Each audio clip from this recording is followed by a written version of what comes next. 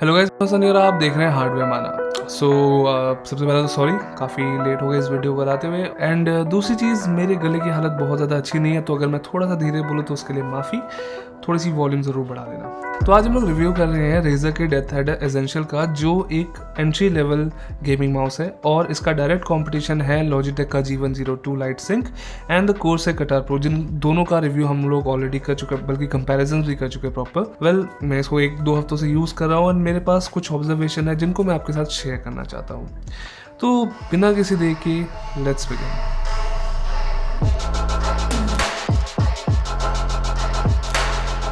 उन लोगों के लिए जिनके पास ज़्यादा टाइम नहीं है और सिर्फ मेरा ओपिनियन जानना चाहते हैं कि क्या ये माउस G102 या कटार प्रो के अगेंस्ट में खरीदना चाहते हैं, then yes, you can go for it. अगर आपके हाथ के साइज़ बड़े हैं और आप एक पाम ग्रिप यूज़र हैं तो बाय करने की लिंक डिस्क्रिप्शन में होगी। बाकी डिटेल डिस्कशन के साथ हम लोग कंटिन्यू करते हैं। तो सबसे पहले हम लोग प्राइस की बात करते हैं and the pricing is not very fixed. जो मैंने अभी तक चेक किया है, इसके जो प्राइसेस है बहुत ज़्यादा जंप करते हैं। कभी ये 1200 भी मिल जाता है, कभी ये 1600 भी बिकता है। तो कोर्से का कटार प्रो भी लगभग इसी प्राइस रेंज में है और लॉजिटेक का G102 भी कभी कभार सेल से 1200 रुपये तक का मिल जाता है। तो ये तीनों डायरेक्ट कॉम्पिटिशन में है।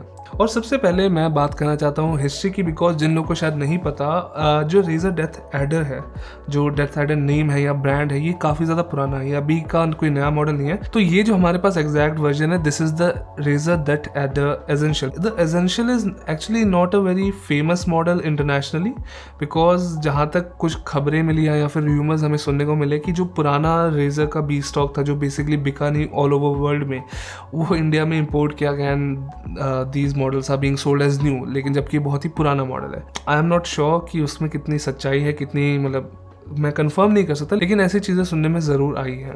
तो सबसे पहले मैं बात करना चाहता हूँ इसके शेप की और डिज़ाइन। एंड ये एक right hand only ergonomic mouse है और इसका साइज एक्चुअली काफ़ी बड़ा है। This is not a small mouse, this is not a compact mouse. और आप स्क्रीन पे देख भी रहे कि इसको G102 के अगेंस्ट या कटार प्रो या फिर किसी दूसरे माउस के अगेंस्ट भी रखे तो इसका साइज में कितना डिफरेंस आ सकता है। The weight is also on the heavier side, ये 95 ग्राम्स का है। और अगर इसको डायरेक्टली कंपेयर करें कोर्से के कटार प्रो से, तो वहाँ पे ऑलमोस्ट बहुत बड़ा गैप आ जाता है, because the Katar pro is only 69 ग्राम। तो जैसे मैंने बताया था, ये एक एर्गोनॉमिक माउस है, तो इसी वजह से इसका जो मेन ग्रिप स्टाइल है वो पाम रहने वाला है और ये थोड़े से ज़्यादा बड़े हाथों के लिए बना है। It's not very small hand friendly.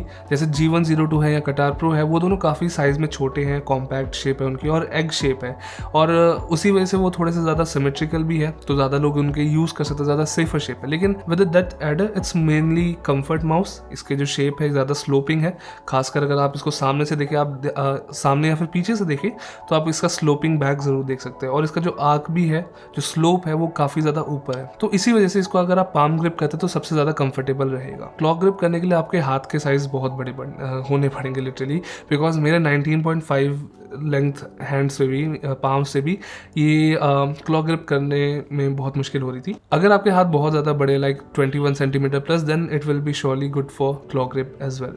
अगर मटेरियल्स की बात करें तो पूरी बॉडी एक्चुअली प्लास्टिक से बनी है। यहाँ पे साइड्स पे थोड़ा सा ग्रिप टेक्सचर है, लेकिन this is not rubber, this is only plastic grip style. Actual material है, मुझे बहुत ज़्यादा ग्रिपी नहीं लगा, ये थोड़ा सा और ग्रिपी हो सकता था, लेकिन for most palm users this will be fine. इसी मटेरियल की वजह से भी जो क्लॉक ग्रिप है वो थोड़ा करना मुश्किल हो जाता है, बिकॉज वो आपको ग्रिप नहीं मिल पाती अपने पाम के राइट साइड पे। जब मैंने गेमिंग की तो जो मुझे सबसे ज़्यादा चीज़ हिट हुई वो है इसका weight, coming from something like Katar Pro और even my regular MM720।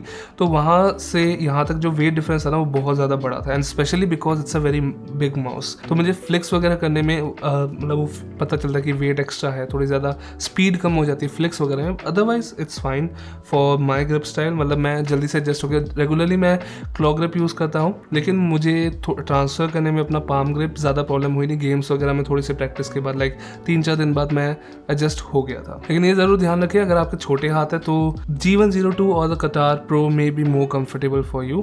And I would say अगर 18.5-19 सेंटीमीटर से अगर लंबे हाथ है, then it will be decent enough for your hands. मैं यहाँ पे एक पॉइंट ज़रूर ऐड करूँगा कि अगर आप एक फर्स्ट टाइम बायर है, आपको वेट का ज़्यादा इफेक्ट नहीं पड़ेगा, आपकी मसल मेमोरी डेवलप हो जाएगी, आपको इसकी आदत पड़ जाएगी, तो आपको ज़्यादा फर्क नहीं पड़ेगा। लेकिन अगर आप ऑलरेडी कोई हल्का माउस यूज़ करें तो आपको ज़रूर वेट मतलब फील होगा। तो don't worry, weight is not a very big factor here, but एक जस्ट पॉइंट जो मैंने नोटिस किया था। बॉडी में ज़रूर मैंने एक चीज़ नोटिस की कि जो ये वाला एरिया है, अगर आप ध्यान से देख रहे हैं, यहाँ पे जहाँ पे मेरी रिंग फिंगर और जो पिंगे फिंगर है वो जहाँ पड़ती है हाथ में, वहाँ के जो फिनिश है वो थोड़ी सी अजीब एक एज फील होती है, खासकर बटन वाली एरिया पे। तो कभी कभार मेरा हाथ वहाँ से टक जाता है। ऐसा कुछ नहीं कि परफॉर्मेंस पे इम्पैक्ट क्रिएट करेगा, लेकिन बस वो एक ऐसी चीज़ है कि थोड़ी फिट एंड फिनिश वहाँ पे बेटर ज़रूर हो सकती थी। एक चीज़ ध्यान रखना कि इस माउस में कोई RGB नहीं है, तो अगर आप ये माउस सिर्फ RGB के लिए खरीदना चाहते थे देन इट्स नॉट हियर। यहाँ पे सिर्फ ग्रीन लाइटिंग अवेलेबल है, जो ठीक है, मुझे फ़र्क नहीं पड़ता लाइटिंग से, तो मेरे लिए ठीक है। लेकिन अगर आपको RGB पसंद है, may be some other option will be better for you. इसका जो फीट है वो ठीक है, इट्स नॉट लाइक कि वेरी स्मूथ। बाकी कटार प्रो या फिर G102 जैसे, आई थिंक अगर मैं रैंकिंग करूँ तो G102 की फीट सबसे बेटर है, उसके बाद डेथ हेड एसेंशियल और उसके बाद कटार प्रो है।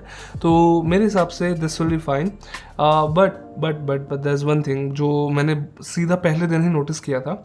तो पहले दिन जब मैंने इसको निकाला था डब्बे से, तो मैंने सीधा इसको यूज़ किया था एक रेड गियर के हमारे कंट्रोल पैड जो आता है MP35 आई थिंक जिसको कहते हैं। तो वो जो पैड है वो काफ़ी थिक है, लेकिन वो काफ़ी ज़्यादा सॉफ्ट भी है। तो मैंने क्या नोटिस किया कि अगर मैं माउस को उस माउस पैड के साथ यूज़ करता हूँ, जो इसका बॉटम वाला एज है उस माउस पैड के अंदर धंसना शुरू हो जाता है, बिकॉज सबसे ज़्यादा वेट उसी जगह पे पड़ता है। तो वो जो है एरिया वो माउस पैड के अंदर चिपकना शुरू हो जाता है, एंड इसका जो फील है जो यूज़ करने की बहुत ज़्यादा ख़राब हो जाती है। तो अगर ये आप माउस यूज़ करने वाले हैं तो प्लीज़ ध्यान रखना कि इसको किसी अच्छे माउस पैड या थोड़े पतले माउस पैड के साथ यूज़ करें, जो थोड़ा सा कंपैरेटिवली हार्ड हो, ज़्यादा स्पंजी ना हो। इसका एक मतलब मेन रीज़न क्यों ऐसा हो रहा है, बिकॉज के जो फीट है वो बहुत ही कम हाइट वाले हैं, इनकी हाइट बहुत कम है। मतलब अगर ये एक बार घिस जाएंगे तो आई थिंक जो इसकी सीधा प्लास्टिक है जो वो माउस पैड से टकराएगी, तो मुझे नहीं पता कि कितना टाइम चलेगी ये फीट। तो वो थोड़ा सा ज़रूर कंसर्न हो सकता है आप लोगों के लिए। यहाँ पे 5 माउस बटन्स है, नॉर्मली 6 माउस बटन्स आते हैं, बिकॉज एक डेडिकेटेड DPI स्विचिंग बटन भी होता है, लेकिन यहाँ पे ऐसा कुछ नहीं है, यहाँ पे सिर्फ 5 बटन्स है, विच इज़ फाइन। मतलब मैं नॉर्मली एक ही सिंगल DPI यूज़ करता हूँ, लेकिन अगर आप ऐसे पर्सन है जो बार बार अपना DPI चेंज करना प्रेफर करते हैं, तो आपको सॉफ्टवेयर पे एक हाइपर शिफ्ट सेटिंग सेट करनी पड़ती है। ऐसा तो बटन्स दिमसेल्व्स जो फील है वो मैं सच बताऊँ काफ़ी लाइट वेट क्लिक्स है इनके, 10 मिलियन क्लिक्स के लिए रेटेड है। तो मोस्ट ऑफली शायद ये कुछ किसी ओमरॉन के वेरिएंट को ही यूज़ कर रहे होंगे, इन्होंने स्पेसिफाई नहीं किया कौन सा एग्जैक्ट स्विच है, लेकिन I can guess it's the same Omron switch. तो ऑलरेडी इसके भी डबल क्लिक के इशूज़ की कंप्लेंट आ चुकी है, ऐसा नहीं है कि ये इम्यून है उस चीज़ से, इसके भी काफ़ी ज़्यादा कंप्लेंट्स हुई है डबल क्लिक से रिलेटेड। तो हमारा अभी तो फिलहाल न्यू है माउस, तो अभी हम कंप्लेन नहीं कर सकते, लेकिन लॉन्ग टर्म में अगर कुछ होगा तो ज़रूर आपको अपडेट देंगे।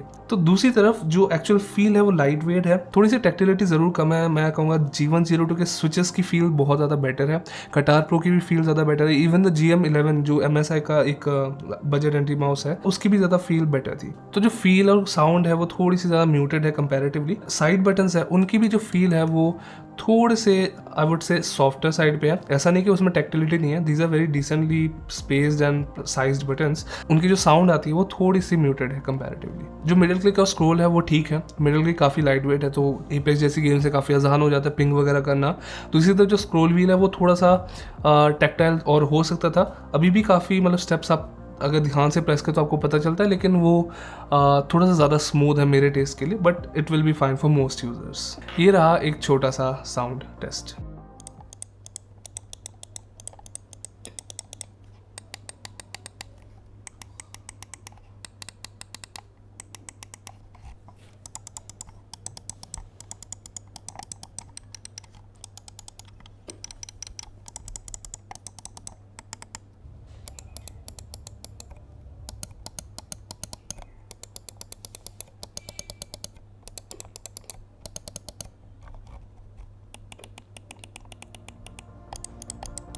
तो हम जल्दी से बात कर लेते हैं इसकी केबल की, and honestly I am surprise है, बिकॉज जो केबल है वो स्लीव्ड ब्रेडेड जो केबल होती है वो उस टाइप की है। एंड आप में से जो मुझे रेगुलरली फॉलो करते हैं, हमारे चैनल को रेगुलरली फॉलो करते हैं, उनको पता होगा कि मुझे नॉर्मली ब्रेडेड केबल्स माउस या कीबोर्ड्स में नहीं पसंद या हेडफोन्स में नहीं पसंद। बट यहाँ पे जो इन्होंने इम्प्लीमेंटेशन की है वो एक्चुअली इतनी बुरी नहीं है।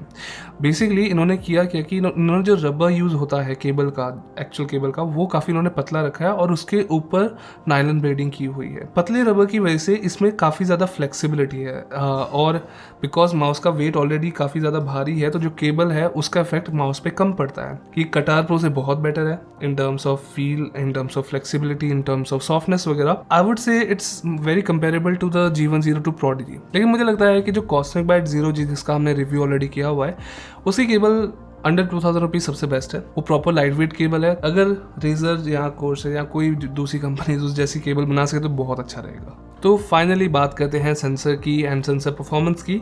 तो जो इसमें सेंसर यूज़ किया गया है ये एक अनडिस्क्लोज्ड सेंसर है। ये रेजर का खुद का सेंसर है जो 6400 DPI तक जा सकता है और इसकी जो ट्रैकिंग स्पीड है वो रेटेड है अप टू 5 मीटर पर सेकेंड। वेल, हमने ये सारी चीज़ें चेक की अपने टेस्ट के थ्रू। तो सबसे पहले हम लोग शुरुआत करते हैं with the CPI deviation test के साथ, जो ये बताता है कि एक सेंसर कितना ज़्यादा एक्यूरेटली अपनी रीडिंग बताता है। ये माउस 400 DPI पे एक्चुअली 450 CPI पे परफॉर्म करता है। ये मैंने बार बार टेस्ट किया and it's not gonna affect your game. आप बहुत जल्दी इसके एडजस्टेड हो जाएंगे, लेकिन मैं ज़रूर प्रेफर करता कि जो नंबर है 400 के ज़्यादा करीब रहता। दूसरा टेस्ट हमारा है पोलिंग रेट का and the polling rate test is completely normal. इसमें कोई मुझे खराबी नहीं दिखी। This is fine. This is actually very decent performance for this mouse. अगर हम लोग एक्चुअल ट्रैकिंग एक्यूरेसी वगैरह की बात करें तो वो भी काफ़ी ज़्यादा स्मूथ है। 800 DPI हो गया, 1600 DPI हो गया, उन सब में ये काफ़ी अच्छा परफॉर्म कर रहा था। काफ़ी ज़्यादा स्मूथ लाइंस थी, एक्यूरेट लाइंस थी। यहाँ पे मैंने इसकी स्पीड टेस्ट भी की, यानी जहाँ पे G102 लाइट सिंक फेल हो गया था, जो 3 मीटर पर सेकंड के ऊपर ट्रैक नहीं कर पा रहा था, ये माउस आराम से 5 मीटर पर सेकंड तक जा रहा था। इसमें कोई प्रॉब्लम हुई नहीं। The overall sensor performance is pretty decent. इसका जो लिफ्ट ऑफ डिस्टेंस है वो थोड़ा सा हाई था। कटार प्रो तो like it was a nightmare to be honest. वहाँ पे तो बहुत ज़्यादा लिफ्ट ऑफ डिस्टेंस था, ऑलमोस्ट लाइक 4 DVDs। इसका करीब 2 DVD के आसपास है। G102 लाइट सिंक से थोड़ा सा ज़्यादा है। बेसिकली इन दोनों के मिडल में मुझे ये थोड़ा लिफ्ट ऑफ डिस्टेंस थोड़ा ज़रूर फील हुआ, बिकॉज मैं एक ज़्यादा अच्छे सेंसर वाला माउस यूज़ करता हूँ रेगुलर बेसिस पे। लेकिन अगर आप फर्स्ट टाइम इसको यूज़ करने वाले तो ज़्यादा आपको इफेक्ट नहीं होगा। आप इसके लिए मसल मेमोरी अपनी ज़रूर डेवलप कर सकते हैं। अगर मैं अपने नॉर्मल रेगुलर यूज़ वगैरह की बात करूँ तो मैं अगर simple something like grid shot जो नॉर्मली लोग यूज़ करते हैं उसमें अगर मैं ट्राई करूँ तो मैं आराम से 85, 84, 83,000 पॉइंट स्कोर कर सकता हूँ विद समथिंग लाइटर माउस। इस माउस के साथ चाहे मैं जितनी मेहनत कर लूँ मैं 71, 72,000 के ऊपर नहीं जा पा रहा, just because of the weight. Because वो जब आप फ्लिक करते हैं तेज़ी से वो आपको एक लाइटर वेट हमेशा ज़्यादा एडवांटेज ज़रूर देता है। एपेक्स वगैरह की बात करें या CSGO वगैरह की बात करें तो वहाँ पे नॉर्मल यूज़ में लाइक नॉर्मल फाइट्स वगैरह में कोई फ़र्क नहीं पड़ता, लेकिन जब एक्चुअल बड़ी फ्लिक्स की बात आती है वहीं पे थोड़ा सा फील होता है वेट, थोड़ा सा माउस कंट्रोल करना मुश्किल हो जाता है because of the larger shape. तो रोकने वगैरह में थोड़ी सी ज़्यादा जान लगती है। ऐसा कुछ नहीं है जो आपकी गेम ख़राब करेगा। तो चाहे आप G102 ले लें या फिर ये ले लें या फिर इवन कटार प्रो, अगर आप उसके यूज टू हो जाते तो इन तीनों माउस में एक्चुअल गेमिंग में कोई प्रॉब्लम नहीं आएगी आपको। फाइनली हम लोग आपको रेकमेंड करते हैं क्या ये माउस आपको लेना चाहिए कि नहीं। Well, the answer is yes, you should और you can consider this mouse. अगर आप एक पाम ग्रिप यूज़र है, आपके हाथ बड़े हैं, G102 या कटार प्रो जैसे माउस आपके लिए छोटे हैं, then yes you can go for it. इसका प्राइस रेंज जो है वो 1500 के नीचे है। तो अगर आपको बाय करना है, आप डिस्क्रिप्शन में दी गई लिंक्स चेक कर सकते हैं। आप G102 अगर कटार प्रो बाय करना चाहते हैं जस्ट बिकॉज की शेप आपके लिए कंफर्टेबल है, देन वो भी आपको डिस्क्रिप्शन में मिल जाएंगे। बाकी सॉरी अगर मेरी थोड़ी सी एनर्जी डाउन लग रही है इस वीडियो में, तो just because of the break and थोड़ी तबीयत वगैरह डाउन हो रखी है तो इसी वजह से एनर्जी वगैरह भी कम है, सॉरी उसके लिए। बाकी अगर इस वीडियो से रिलेटेड कोई क्वेश्चन है या फीडबैक देना चाहते हैं तो प्लीज़ हमें कमेंट्स में ज़रूर बताएं। बाकी अगर माउस के रिलेटेड कोई स्पेसिफिक क्वेश्चन है तो प्लीज़ हमें ज़रूर बताएं। वैसे ऑलरेडी काफ़ी ज़्यादा इन्फॉर्मेशन मैंने आपको दे दी है। अगर आप चैनल को डायरेक्टली सपोर्ट करना चाहते हैं for our efforts, then you can surely go ahead and click the join button and हमारे मेंबर बन सकते हैं आप। बाकी लाइक शेयर सब्सक्राइब अपने स्वाद अनुसार करते रहें।